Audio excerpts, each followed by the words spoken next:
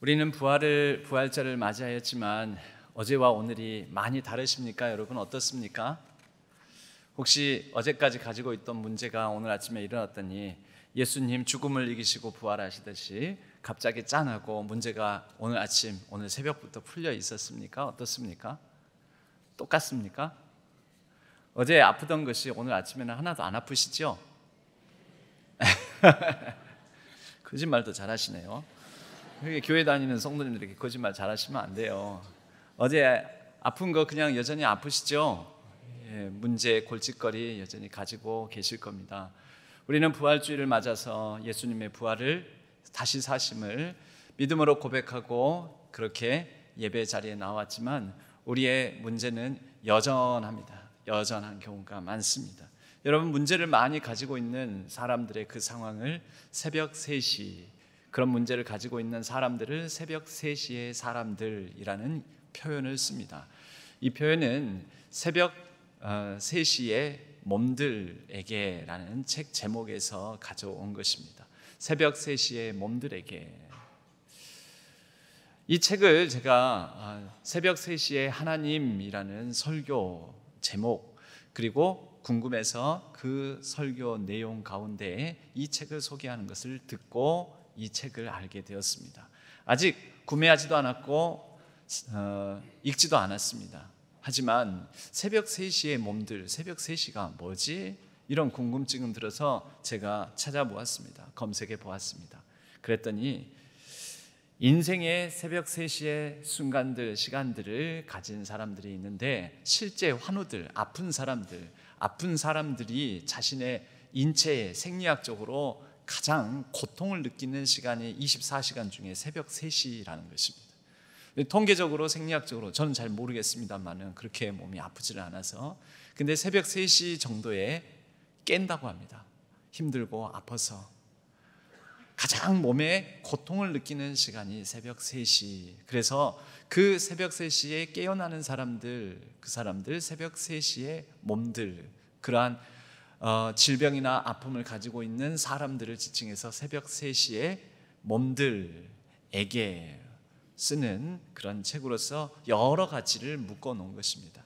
그런 사람들에게 그 아픔을 돌보고 아픔을 살피고 아픔을 함께 껴안는 또 공동체적 어떤 제도나 시스템도 필요하다. 이제 이런 내용들이 이 책에 담겨 있는 것 같습니다. 제가 조사 검색해 본 것으로 보면 원래는 새벽 3시의 하나님 이 제목에 끌렸습니다. 새벽 3시 하나님은 어떤 하나님이지? 제가 오후 5시의 하나님은 압니다. 오후 5시의 하나님은 우리가 알고 있는 포도원 품꾼 비유에서 예수님의 말씀을 근거로 합니다. 포도원 품꾼 비유에서는 일할 거리가 없어서 빈둥빈둥 저작거리에 놀고 있는 사람이 있습니다. 그래서 포도원 주인이 나가서 왜 이렇게 놀고 있느냐? 너 이리 와서 일을 해라. 우리 일하고 싶은데 일할 자리가 없어서 그렇습니다. 일할 곳으로 우리를 불러주지 않아서 그렇습니다. 와서 일해라. 아침에 일찍 나가서 부르니 응답을 합니다. 그래서 그 사람 와서 내가 너에게 오늘 하루의 싹을 주겠다. 열심히 일하는데 주인이 나가서 또 보니 정오 무렵에 가서 보니 반나절이 지났는데 또 빈둥거리고 있는 사람이 있습니다. 부릅니다. 그리고 내가 오늘 품삯을 줄 테니 내 포도원에 와서 일을 해라. 거의 퇴근 무렵 하루가 노동이 마무리되는 시간 오후 5시에 나가보니 또 여전히 일하지 못하고 있는 사람이 있습니다. 부릅니다. 그리고 잠깐 일합니다. 자, 이제 쌤을 할 때가 되었습니다. 하루 싹을 거꾸로 오후 5시에 온 사람부터, 가장 늦게 온 사람부터 주는데 하루 품삯을 다 줍니다. 기대감이 있지요. 정오에 온 사람이 난 조금 더 쳐주겠지. 근데 똑같이 줍니다. 아침에 일찍 종일 일한 사람도 기대를 했는데 똑같이 받습니다. 그래서 일찍 온 사람이 먼저 볼멘소리를 하죠. 왜 똑같이 주십니까? 내가 너에게 약정한 금액을 주었으니 잘못한 게 없다. 너는 너의 것을 가지고 가라. 여러분, 여기에서 이 포도원 주인이 하나님이시죠. 오후 5시 하나님, 오후 5시에 온 사람도 동등하게 똑같이 대하시고 똑같이 사랑하시고 똑같이 구원의 은혜를 베푸시는 하나님. 그렇게 해서 우리는 오후 5시에 하나님을 압니다. 하나님은 늦게 와도 차별치 아니하시고 똑같이 우리를 똑같은 구원의 은혜, 구원의 능력, 구원의 생명을 베풀어 주신다. 그래서 우리가 오후 5시 같은 사람으로 동일시 여기면서 은혜를 받습니다. 은혜를 받습니다. 그럼 새벽 3시 하나님은 뭘까? 새벽 3시에 불러다가 일시키는 하나님일까?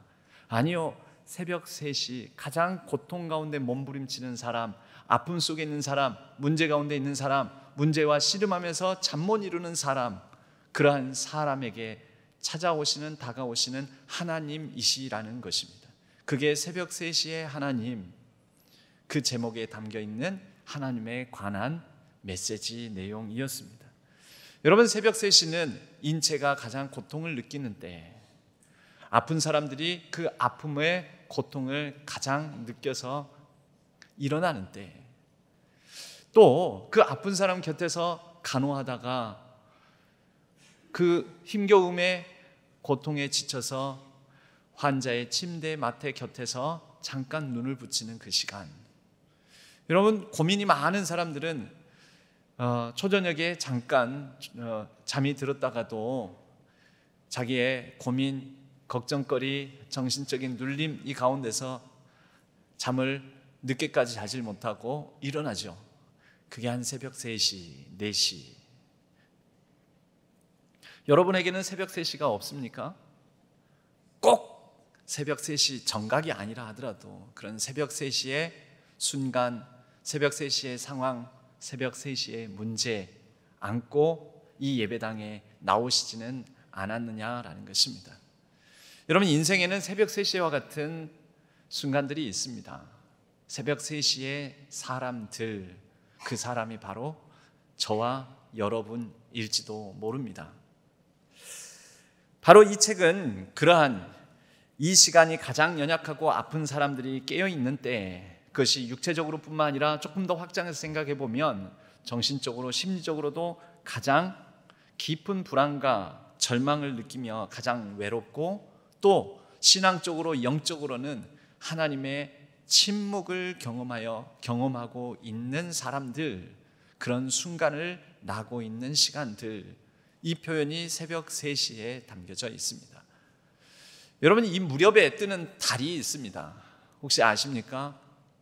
그 전부터 떠 있다가 쭉 보이는 달 말고요, 이때 뜨는 달이 있습니다. 이때 뜨는 달이 금음달입니다.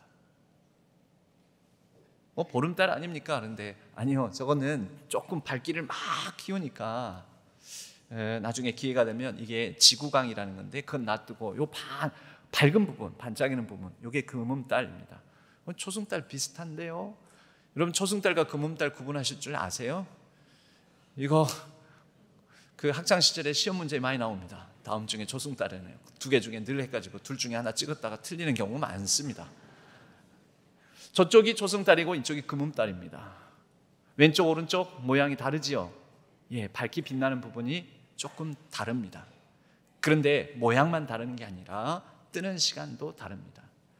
저는 새벽 3시의 사람들, 새벽 3시의 몸들에게라는 책 제목을 보면서 이것을 검색하면서 예전에 고등학교 시절의 문학 시간에 배웠던 나도향이라는 현대 문학가가 있죠. 현대 작가가. 그 나도향의 금음달이라는 수필 한 페이지, 길지 않습니다. 한 페이지도 채 안 되는 짧은 수필인데, 그 인상 깊게 남아있어서 그 금음달이라는 수필이 생각이 났습니다.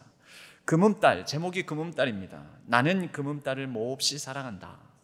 금음달은 너무 요염하여 감히 손을 댈 수도 없고 말을 붙일 수도 없이 깜찍하게 예쁜, 여기 문학적 표현입니다. 예쁜 계집 같은 달인 동시에 가슴이 저리고 쓰리도록 가련한 달이다.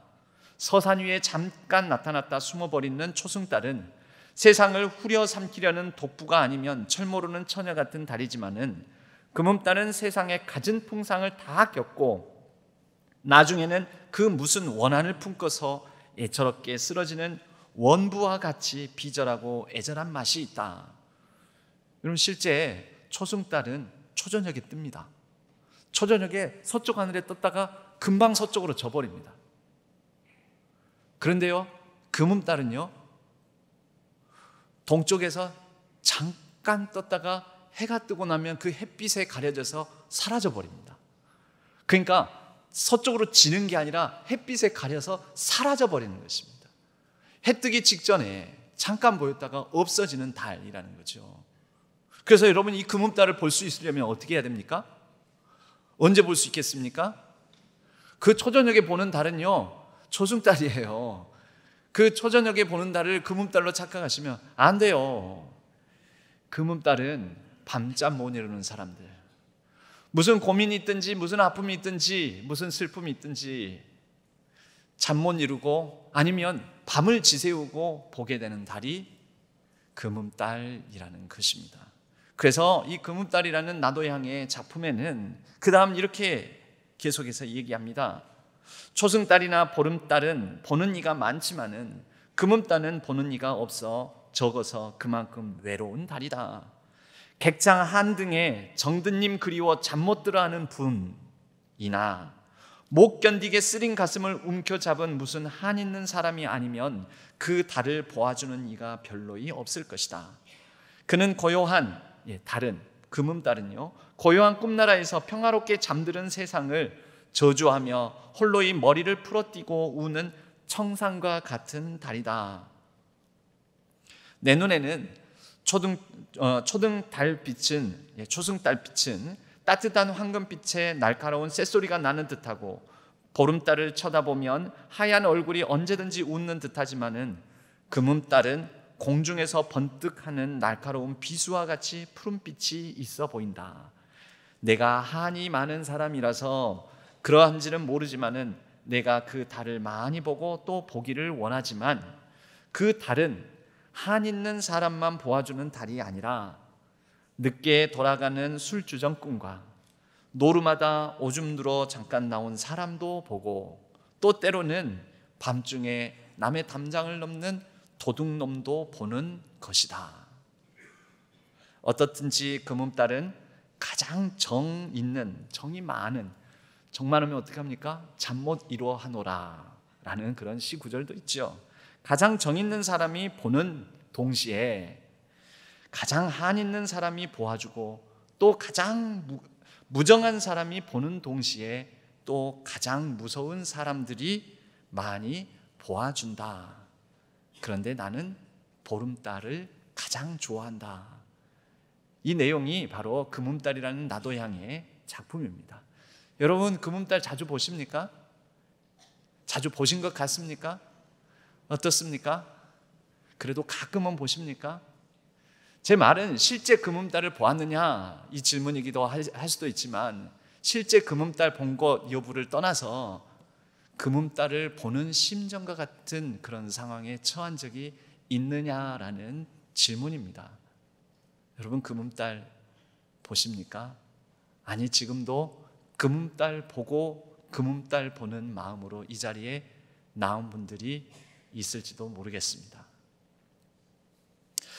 그런데 금음달은 그렇게 정이 많아서 잠 못 이루는 사람도 바라보는 또는 내리비치는 달빛일 수 있지만 또 무정한 사람, 밤새 노는 사람, 또 어떤 한이 많은 사람, 맺힌 게 많은 사람, 또 어떤 사연인지 모르지만 남의 담장을 넘는, 남들 시선 피해서 남들 볼 수 없는, 남들 보이지 않는 가운데서 그러한 어떤 담장을 넘는 사람들을 비추기도 하고 그런 사람들이 보기도 하는 달일지 모르겠는데, 여러분, 어쩌면 새벽 3시에 하나님, 그 하나님이 또 다른 표현으로는 금음달의 하나님, 금음달 같은 하나님이라고 표현할 수 있지 않을까요?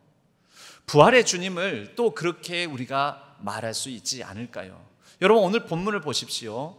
오늘 본문에 보면 오늘 본문의 말씀은 20장 1절로 그 이 이야기가 시작됩니다. 안식 후 첫날 일찍이 아직 어두울 때, 이때가 언제일까요? 시간은 안 나옵니다. 몇 시인지 모릅니다. 또 옛날에는 지금과 시간을 재는 방식이 좀 다릅니다. 하지만 저는 이름하여, 말씀의 상상력을 발휘해서 생각해 볼 때 이때 남몰래 어두울 때 예수님의 시신이 안치되어 있는 이 무덤을 찾아오는 이 심리로 볼 때 그 마음으로 볼 때 예수님을 잃고 난 뒤에 절망과 어떤 울음을 간직한 채 찾아오는 이 상황은, 이 시각은 새벽 3시이지 않을까. 새벽 3시라고 치겠습니다. 막달라 마리아가 무덤을 찾아왔습니다. 왜 이 밤에 아무도 보는 사람 없을 때 시선 피해서 왔을까요? 새벽 3시에 이때면은 밤새 보초를 서던 경비병들도 졸고 있을 때입니다. 다른 사람의 시선 피할 수 있는 시간입니다. 마음에 응어리진 게 있어서 마리아는 아마 밤새 한 잠도 못 잤을 가능성이 높습니다. 예수님께서 십자가에 달려 죽으신 날부터 그 예수님의 끔찍한 고통이 마음에, 가슴에 깊이 박혀 있어서 그 예수님의 애처로운 눈빛, 고통에 울부짖는 그 목소리가 귀청에 들리는 것 같아서 잠 못 이루는 밤, 매일매일 잠 못 이루다가 이날 또 사흘째 되는 날 새벽 3시 이 무덤을 찾아왔습니다. 예수님의 시신은 안전하게 안치되어 있을까? 그런데 비어 있습니다. 안 그래도 마음이 안 좋은데 그 예수님의 시신이 없습니다. 누가 예수님의 시신을 훔쳐갔을까? 훼손했을까? 어떻게 된 거지? 더 깊은 절망과 한숨을 느끼면서 울부짖습니다. 울고 앉아 있습니다. 제자들에게 얘기했습니다. 예수님 시신이 없어요. 그래 제자들이 달려와서 확인해보고는 정말 없네? 그러고는 그냥 집으로 돌아가 버립니다. 그 텅 빈 자리 홀로 남아 그 무덤가를 지키면서 예수님의 시신은 어디로 갔을까? 정처 없는 마음, 이 여인이 새벽 3시에 몸들, 새벽 3시에 사람들이지 않겠습니까? 여러분, 이 깊은 아픔, 깊은 슬픔, 깊은 울분, 깊은 슬픔에 잠 못 이루며 거기에 짓눌려 갇혀 있는 가운데에서 이 무덤가에 어떤 사람이 보이길래 묻습니다. 무덤이 비었습니다. 시신이 사라졌습니다. 어디 있는지 모르겠습니다. 좀 찾아주세요. 여러분, 근데 그 보는, 목격하는 그 사람이 사실은 다시 사신 예수님, 부활하신 주님이었습니다. 오늘 말씀에 보면 이 마리아가 14절에 보면 이 말을 하고 슬픔에 겹고 슬픔에 지쳐서 이 말을 하고 뒤를 돌이켜 예수께서 서 계신 것을 보았습니다. 분명히 보았다고 되어 있습니다. 보았으나 예수이신 줄을 알지 못하더라. 예수님이신 줄 알지 못하였다라고 14절은 기록하고 있습니다. 여러분, 왜 못 보았을까요? 예수님을 너무 멀찍이 해서 평소에 봤을까요? 예수님 얼굴을 기억 못하는 걸까요? 그 며칠 사이에, 그 하루 이틀 사흘 사이에 예수님의 얼굴을 잊어먹은 것입니까? 눈에 보이는 게 없는 거죠. 지금 자신의 슬픔에 갇혀서, 지금 절망에 갇혀서 보이지가 않는 것이죠. 물론 캄캄한 밤도 한몫했을 것입니다만은, 여러분, 그럴 때가 있습니다. 새벽 3시에 사람들은 하나님의 침묵을 그렇게 많이 경험을 합니다. 그리고 하나님이 아니 계신 것 같다라는 하나님 부재를 많이 느끼는 사람들이기도 합니다. 또 다른 책을 한 가지 소개해드리고 싶습니다. 박완서 작가라는 분이 있습니다. 박완서 작가 아시죠? 한국을 대표하는 작가이십니다. 이분의 책 가운데 한 말씀만 하소서라는 책이 있습니다. 한 말씀만 하소서, 한 말씀만 하소서. 이 박완서 작가는 1988년 남편을 일찍 잃고 난 다음에 1988년 25살 된 외아들, 얼마나 사랑스럽고 얼마나 귀히 여기는 아들이었는데 1988년 불의의 교통사고를 당해 이 아들이 운명해버립니다. 사고로 아들을 잃어버립니다. 박완서 작가가 견딜 수가 없습니다. 이 엄청난 고통 가운데서 몸부림치면서, 아니 하나님 왜요? 왜 내 아들을 데려가셨는데요? 왜 하필 이 하나뿐인 아들인데요? 이런 교통사고를 당하고 아니면 살려라도 주시지 왜 그 교통사고로 죽게 만드십니까? 하나님 답이 없습니다. 박완서는 새벽 3시에 사람이었습니다. 하나님을 향하여서 그렇게 부르짖는데, 그래서 왜? 라는 질문을 하나님을 향하여 던지는데 묵묵부답이십니다. 왜? 거기에 답해 주시 않습니다. 새벽 3시 밤잠도 못 이루고 식음도 전폐하고 살아갈 소망도 없고 어찌할 수 없는 가운데 그 공허한 답이 없는 질문만 던지며 매일 밤을 새워 글을 남깁니다. 펜대를 듭니다. 그리고 막 씁니다. 왜요? 왜요? 왜요? 왜요? 박완서의 이 한 말씀만 하소서는 바로 그러한 배경을 가지고 그러한 치열한 질문과 하나님을 향한 항변과 그 가슴 아픈 절망의 탄식 속에서 나온 글들을 모아서 나중에 낸 수필 산문집입니다. 그 책엔 이렇게 되어 있습니다. 나는 하나님을 믿는데, 하나님의 존재를 믿고 살아가는 신앙인인데, 여러분 때로는 하나님의 존재를 믿는다는 게 고통을 당하게 되면 더 괴로운 것 아십니까? 왜 그럴까요? 하나님 계신다는 걸 믿는데 문제는 뭐냐면 이 책의 앞부분의 내용에 이런 내용이 나옵니다. 하나님, 당신 존재에 가장 참을 수 없는 것은 하나님이 계시다라는 것이 근데 견디기가 힘든 거예요. 너무 참을 수가 없는 거예요. 당신 존재, 당신이 존재한다는 것이 근데 너무나 참을 수가 없습니다. 이유는 당신 존재에 가장 참을 수 없는 부분은 그 대답 없음입니다. 계신데, 옆에 있는데, 이렇게 부르짖는데, 이렇게 항변하는데, 이렇게 질문을 던지는데 묵묵부답이에요. 아무 말 없어요. 안 계시면은 질문을 던질 일도 없겠죠. 가끔 그렇잖아요. 드라마나 우리가 또 부부 같이 살아가면서 서로 부부싸움 하면서 이 또 막 터뜨리는 내용 중에 하나가 그런 것 아닙니까? 뭔 말 좀 해봐요. 말 좀. 뭔 말 좀 해보라고. 분명히 내 곁에 있고 같은 방에서 같이 식탁에서 밥을 먹고 같이 잠을 자고 한 입을 덮고 있는데 내가 고민 중에 막 씨름하면서 막 무슨 얘기를 하면 아무 말도 안 해. 아무 반응도 없어. 그럼 나중에 더 화가 나가지고 그래. 뭔 사람이 내 말을 들은 척이라도 해야지. 말도 안 하고 아무 반응도 없고. 여러분 그래서 더 화나는 거 아닙니까? 그 아무 말 없음이. 박완서 작가가 그걸 표현하고 있는 것입니다. 하나님을 믿습니다. 하나님의 존재를 믿습니다. 계심을 믿습니다. 그런데 하나님이 아무 답도 안 하는 거죠.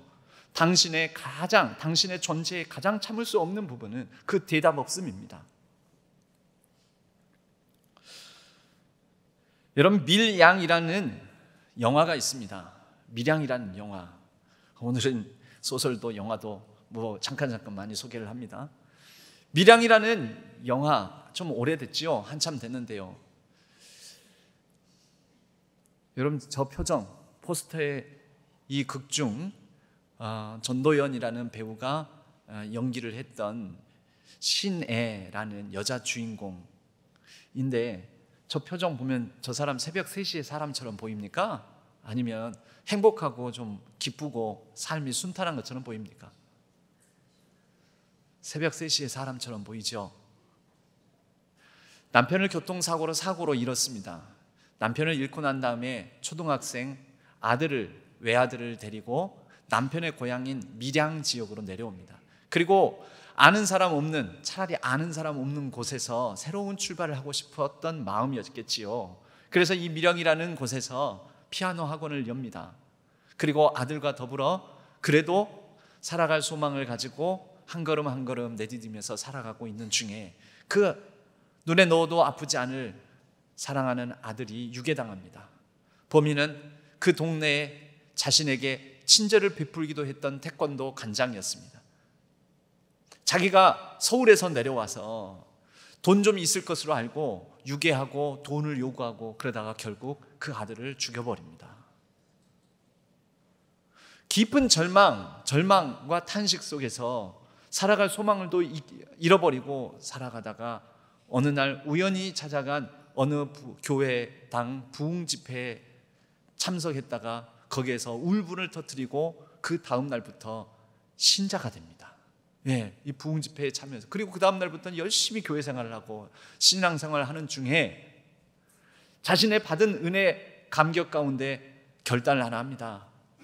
그 유괴에서 자기 아들을 죽인 살인범 태권도 관장을 교도소까지 찾아가서 내가 용서하겠노라고 말하겠다는 결단을 합니다. 옆에서 교인들이 뜯어 말립니다. 그러지 말라고, 안 그래도 된다고, 굳이 꼭 그렇게 해야 되겠냐고. 이 시내라는 이 여인을 사랑하며 졸졸 쫓아다니는 그 마을의 촌스러운 아저씨, 저 뒤에 있는 송강호 씨가 이 연기를 하는데요, 뜯어 말립니다. 꼭 그래야 되겠냐고, 그 사람은 꼭 마주해야 되겠냐고.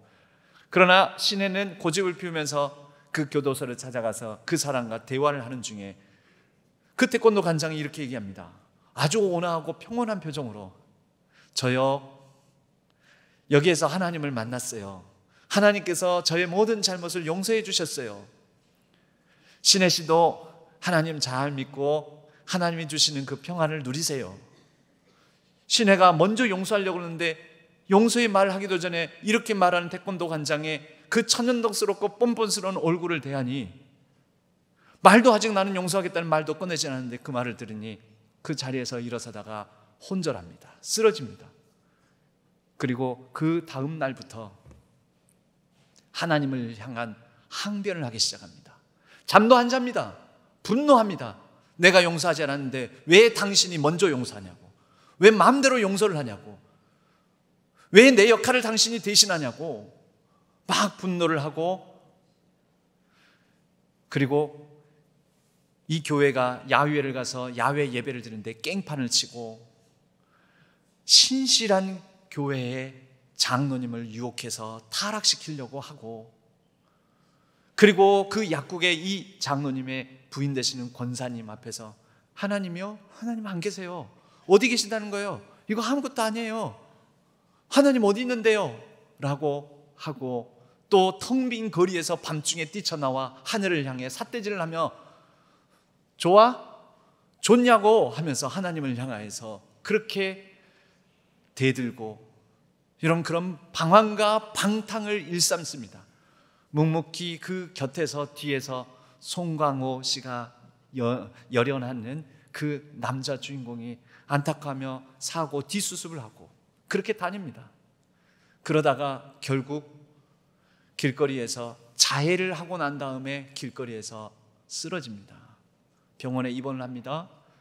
정신병원에 입원을 해서 치료를 받고 다소간 잠잠해진 모습으로 나와서 영화의 마지막 장면은 그 송강호 씨의 손길에 집 앞마당에서 머리를 자르는 장면으로 이 영화가 끝이 납니다.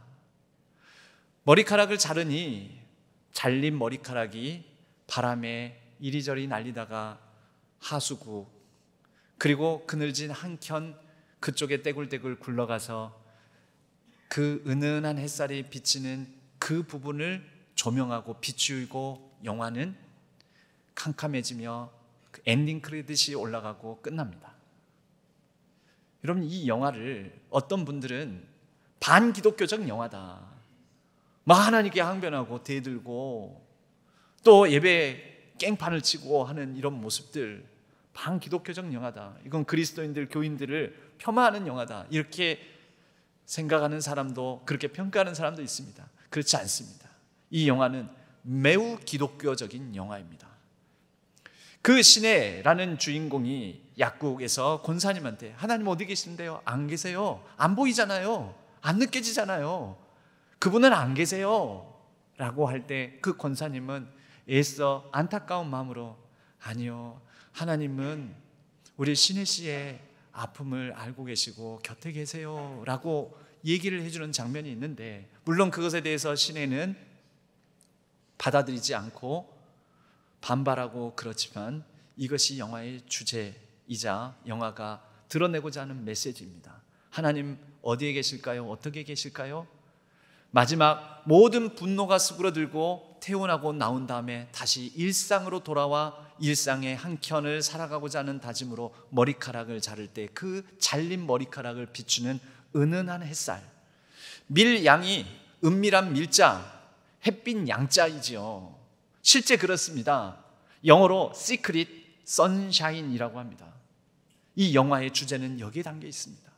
하나님은 Secret Sunshine처럼 은은한 빛으로 우리의 일상 속에 우리의 배경이 되어 늘 같이 하는 분이시다. 그 일상을 살아갈 수 있도록 밀양처럼 Secret Sunshine처럼 우리 곁에서 우리를 조명해 주시는 분이시다. 이것이 바로 이 영화의 마지막 메시지이고 주제인 것입니다. 다시 박완서 작가에게로 돌아가 보겠습니다. 그렇게 하나님을 향하여서 항변하고 식음을 전폐하고 살던 중에 쇠약해진 몸을 가지고 부산으로 내려가게 됩니다. 부산의 어느 한 수녀원으로 들어갔는데 이상하게도 밥을 먹을 수도 없고 잠을 잘 수도 없었던 박완서 그녀가 한 수녀가 차려주는 밥상, 그 밥상에 밥 한 그릇을 보고 다른 날과 다르게 그날만큼은 밥을 먹고 싶다라는 식욕이 일어납니다.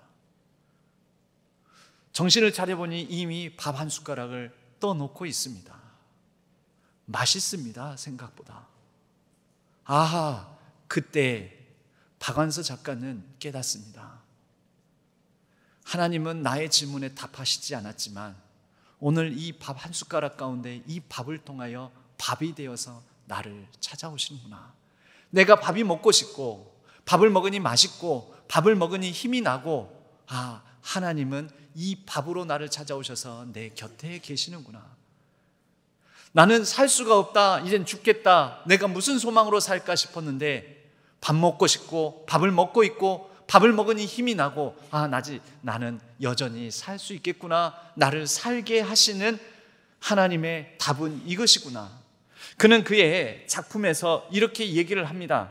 깊은 절망으로 음식조차 삼키지 못하던 그때 부산의 한 수녀원에서 한 그릇의 밥에 한 숟갈을 떠 넣으면서 그때의 일을 생각하면서 이렇게 적더라는 거죠. 주님이 하도 답답해서 몸소 밥이 되어 찾아오셨던 거야. 우선 먹고 살아라. 이것이 내 응답이다. 왜 내 아들을 데려갔어요? 나는 왜 이렇게 고통스러워야 해요? 라는 질문에는 답하지 않으셨지만 이거 먹고 우선 살아라 라고 하나님은 답하셨다라는 거죠. 여러분, 하나님은 우리의 고통의 이유에 대해서 설명해 주시지는 않습니다. 그러나 아무리 고통스럽더라도 살게는 하십니다. 다시 살 소망을 우리에게 주십니다. 금음달처럼 우리를 비추십니다. 시크릿 선샤인으로 은은한 빛으로 우리 곁에 계십니다. 여러분, 그리고 나서 내가 아직 밥을 먹을 수 있고 밥맛이 있다면 내가 아직 살아있고 살아갈 수 있겠구나 해서 그 이후에 작품 활동을 계속하게 되고 많은 그 작품을 읽는 사람들에게 소망을, 희망을 주는 작가가 되었습니다. 여러분, 오늘 마리아 곁에 살아계셔서, 그러나 그녀는 알아보지 못하였지만 그 곁에 계신 주님이 물으시지 않습니까? 15절에 예수께서 이르시되 여자여 어찌하여 울며 누구를 찾느냐 하시니 마리아가 그가 동산직인 줄 알고 이르되 주여 당신이 옮겼거든 어디 두었는지 내게 이르소서 그리하면 내가 가져가리이다.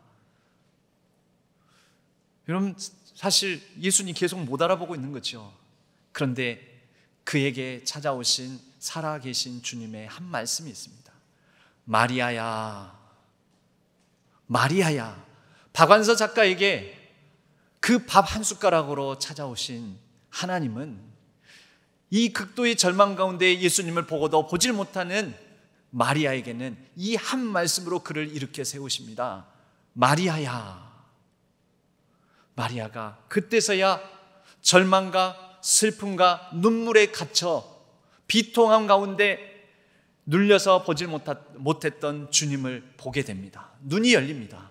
주님을 보고 선생님, 라보니, 랍비님. 여러분, 하나님께서 부활의 주님께서 우리에게 어떻게 찾아오실까요? 기적적으로, 놀라운 사건으로, 갑자기 자고 일어났더니 뿅 하고 우리의 문제가 다 해결해 주심으로, 어떤 초자연적인 초월적인 사건들로, 아니요, 은은한 빛으로, 마리아야 하셨던 그 동일한 음성으로, 나 네 곁에 있다, 나 너와 함께하고 있다, 난 부활하여 살아있어, 너와 함께 너의 아픔, 너의 연약함, 그 모든 상황 속에 함께하고 있다 라고 말씀하고 있습니다. 부활, 레저렉션, 리로 시작하죠. 오늘이야말로 정말 리로 시작하는 부활절, 부활을 뜻하는 합당한 단어 레저렉션. 여러분, 이 단어는 리라는, 다시라는 단어와 그 다음에 일어나다, 일어서다라는 수르기오라는 라틴어가 결합된 말입니다. 합해져서 부활이라는 뜻을 가진, 다시 일어섬이라는 뜻을 동시에 가진 resurrection이라는 단어를 만든 것입니다. 여러분, 우리의 다시 일어섬, 여러분, 그 가운데 우리 주님의 일으켜 세우시는 한 말씀이 있습니다. 제가 요즘 참 애정하는 드라마가 있습니다. 그래서 여기저기 이 드라마 참 재밌어요, 감동적이에요, 한번 보세요, 막 그렇습니다. 폭삭소가수다라는 드라마입니다. 그 드라마의 한 장면을 여러분과 나누고 싶습니다. 한번 보시겠습니다. 나 결혼식 때 우는 애들 아주 질색팔색이라고 말했어, 안 했어? 딸이 아빠 장성하여 진짜 울지 마. 시집을 아빠 갑니다. 진짜 짜증낼 거야, 진짜. 십장에 입장하기 전입니다. 잘할 수 있지. 수틀리면 빠꾸 아빠한테 냅다 뛰어와. 알지? 진짜 먹을 수 있어? 어린 시절부터 아니다 과거를 싶으면 회상해 봅니다. 냅다 퇴. 처음 알지? 김치를 먹게 될 때, 아니다 싶으면 언제든지 뱉어, 아빠 여기 있어.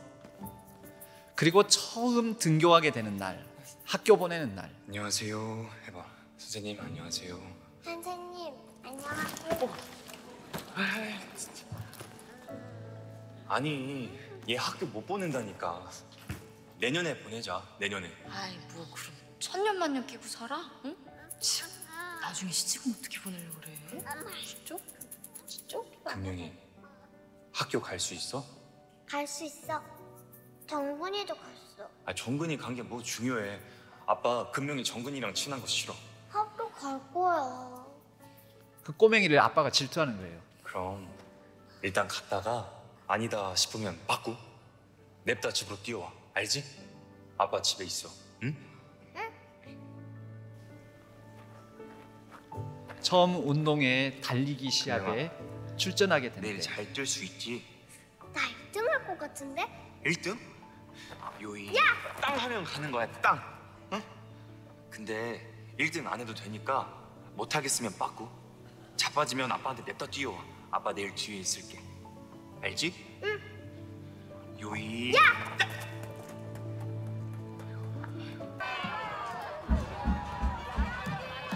대학 입시 시험 치르는 날, 또 우리만 너무 일찍 왔다니까. 아, 진짜. 우리 집은 왜 이렇게 부지런해? 대체 어떤 인생들을 산 거냐고. 금명아, 잘 찍을 수 있지? 아, 찍기는 왜 찍어? 아빠, 양동형이야. 맞아. 아빠가 쭉 보니까 너는 다 잘해. 너는 다 잘해. 아빠 이제 다 알아. 그럼 이제 다 잘한다고만 할 거야? 수틀리면 빠꾸하라고 안 하고? 그래도 있잖아. 영 골치 아프고 안 되겠으면 그냥 빠꾸해. 그냥 냅다 나와. 아빠 여기 서 있을게. 응? 아빠가 맨날 내 백업이네. 근데 진짜로 청심환 안 먹여도 될까? 내가 외주를 탈 때마다 아빠는 그물을 펼치고 서 있었다. 떨어져도 아빠가 있다. 그 한마디가 얼마나 든든했는지 한 번은 말해줄 걸. 말해줄 걸. 아빠가 그렇게 서 있는 동안 아빠에게만 눈이 내렸나 보다.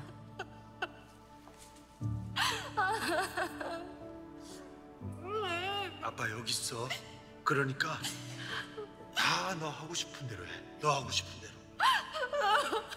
아빠의 겨울에 나는 녹음이 되었다. 그들의 푸름을 다 먹고 내가 나무가 되었다.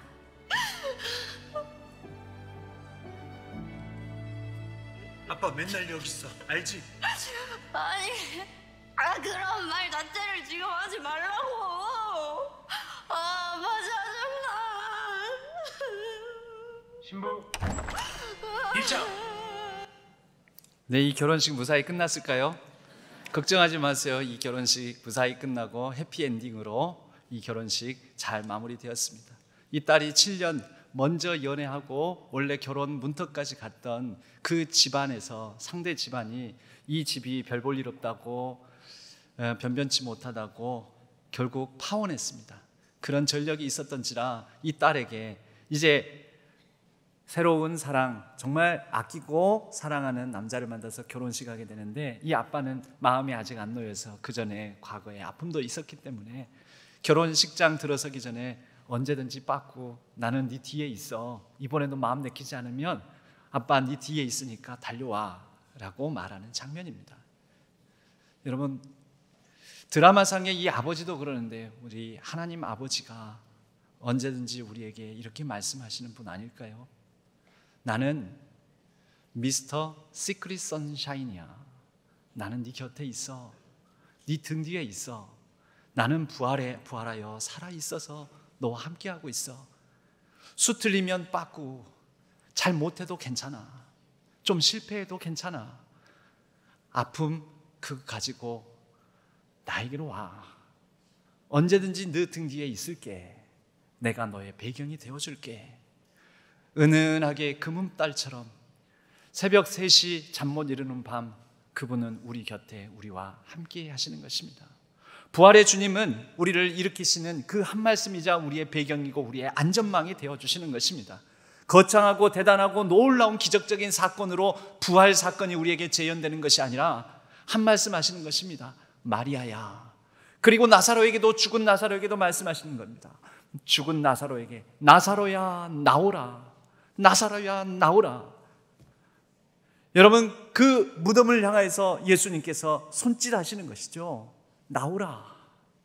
그 절망 속에 갇혀있지 말고 슬픔과 그래서 이것저것 등 뒤에 서 있는 살아계신 주님 못 보게 만드는 거기에 갇혀지지 말고 죽음을 이기고 나오라고, 절망을 이기고 나오라고, 한 걸음 내디더라고 말씀하십니다.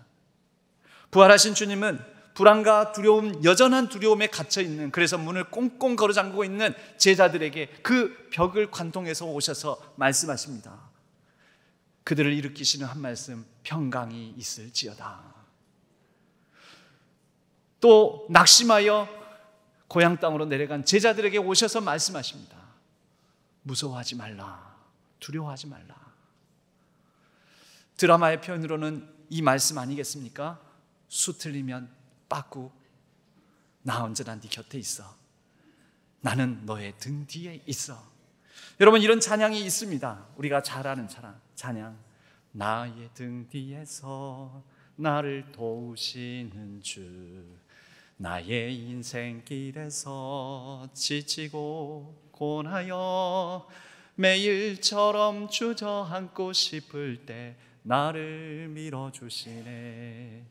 일어나 걸어라, 내가 새 힘을 주리니. 일어나 너 걸어라, 내 너를 도우리. 할렐루야. 수틀리면 부활하셔서 살아계신 우리 주님께 빠꾸하십시오. 우리의 등 뒤에 계시는 하나님께 돌아가십시오. 그분은 어떤 것도 탓하지 않으시고 그분의 품 안에, 너른 품 안에 품어 주실 것입니다. 기도하겠습니다.